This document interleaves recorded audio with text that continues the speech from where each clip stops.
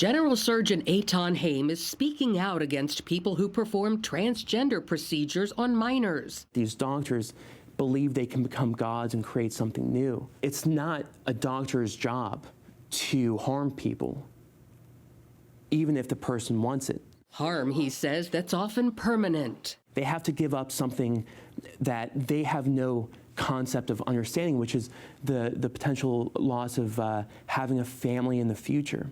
Texas Children's Hospital, where Dr. Haim worked, announced they were stopping their transgender procedures, prompting the resignation of Dr. Catherine Gordon, a staunch proponent.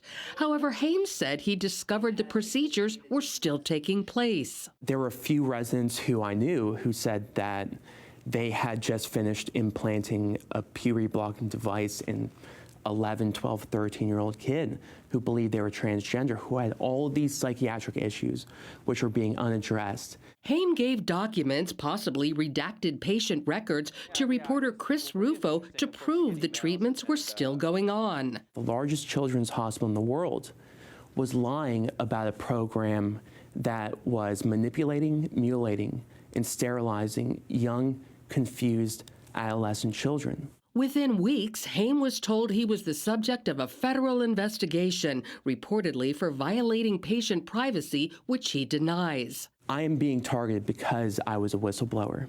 We have no indication of what he's being investigated for at this point.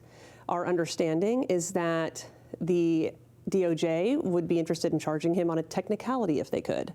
Dr. Haim's attorney calls it a scare tactic. The Department of Justice, the FBI, Health and Human Services Division, there are numerous agencies within the Department of Justice that are abusing their power to coerce whistleblowers to keep their mouths shut.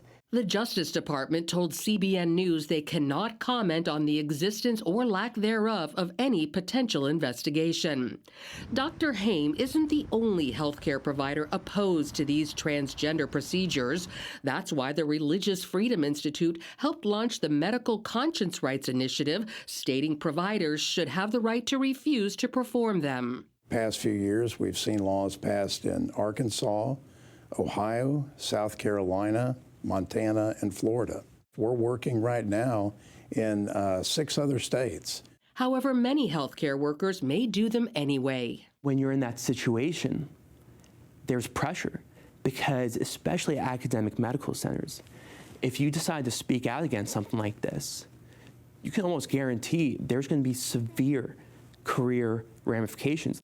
Pushing back on transgender ideology is taking center stage here in Washington, D.C. This is where thousands of people are gathered for the big conservative political action conference. I have children, and how that it's brought up constantly and perpetuated in the school system, I don't agree with it at all. I think it should be outlawed for kids. I think kids shouldn't be able to consent to puberty blockers, gender reassignment surgery. Dr. Haim sat on the Genesis 127 panel, which focused on the biblical view of gender. What is happening to these kids is not medicine. There's nothing wrong with these kids' bodies. There's nothing wrong with these adults' bodies either. I mean, adults are getting harmed by this as well, and that's important to recognize.